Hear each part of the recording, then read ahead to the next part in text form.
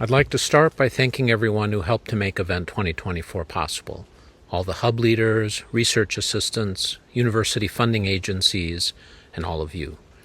I've been asked to say more about the ideas that informed Event 2024 back when Joshua King and I first hatched the plan.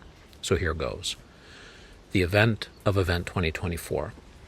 Event, by the way, is an acronym as well as a concept, embodied in virtual events across nations and time, but I'll concentrate on the concept, event, which comes from Alain Badiou.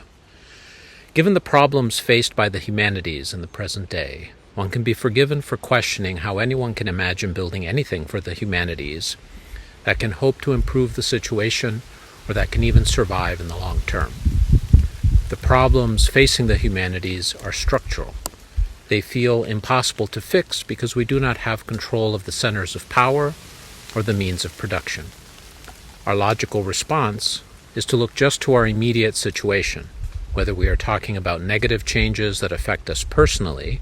My course was canceled because of insufficient students, my university cut funding for my program, or more perniciously, whether we are talking about the continuation of the status quo. After all, we do currently still have students in our courses, if fewer of them, and many of us can still publish books, if not as easily as before. You can see how similar the situation is to the climate crisis. Zizek puts it well.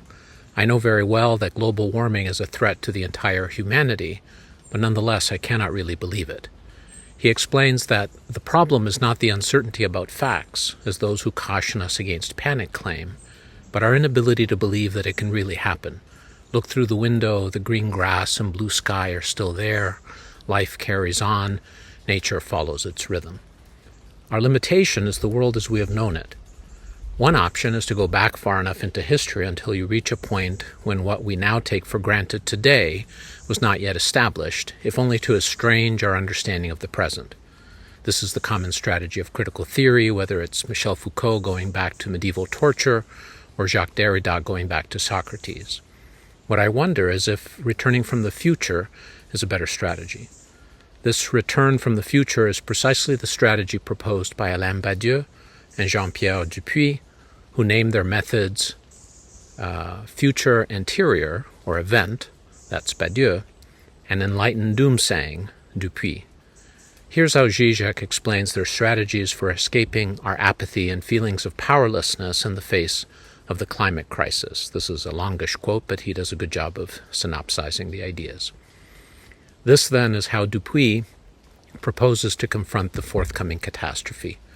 We should first perceive it as our fate, as unavoidable, and then projecting ourselves into it, adopting its standpoint, we should retroactively insert into its past, the past of the future, counterfactual possibilities. If we had done this and that, the catastrophe we are in now would not have occurred, upon which we then act today.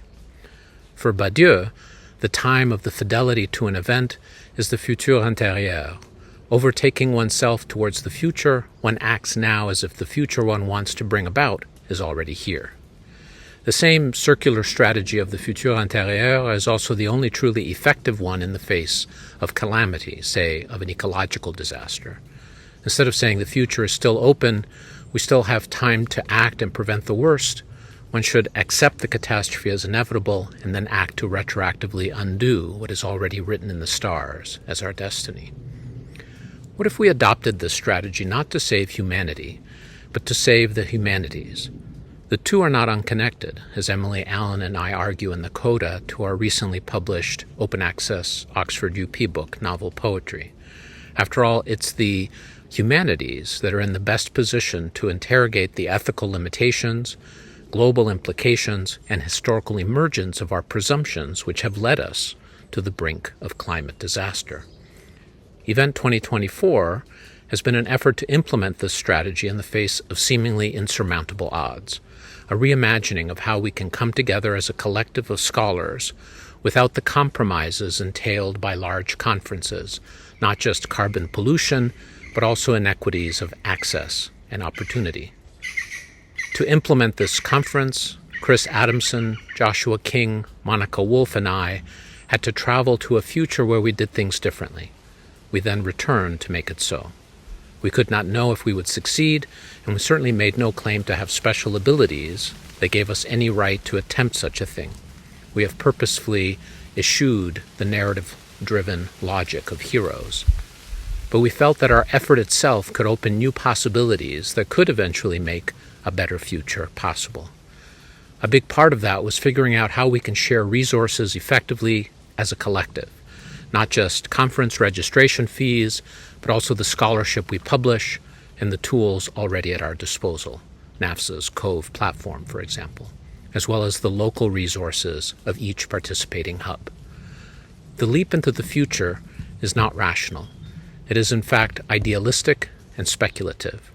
We might say that it is a way of acting counterfactually, acting as if the conditions for the event have already been met, acting as if the future were already here, arriving along with our actions. The imperative to act as if the future has arrived closes the endlessly deferred space between the present and the future, which is also the time of delay, insofar as action is held off until an appointed time in the future. This restructuring of time also restructures space, for it prohibits the idea that the most important events will happen somewhere else, to someone else, and that they will be sorted out by them over there then. It is impossible, in other words, to be in the right place at the right time. Instead, here we are now.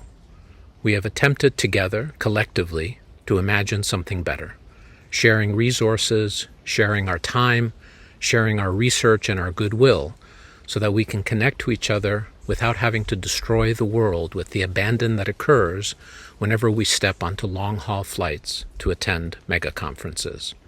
We have not waited for others to fix the problems for us. We have attempted to make it so ourselves. That effort, coming back from the future to this present moment now, is a first step in our effort to break from the seemingly intractable structural limitations of the past. In coming together collectively for Event 2024, we begin, however haltingly, to bring a better future into being.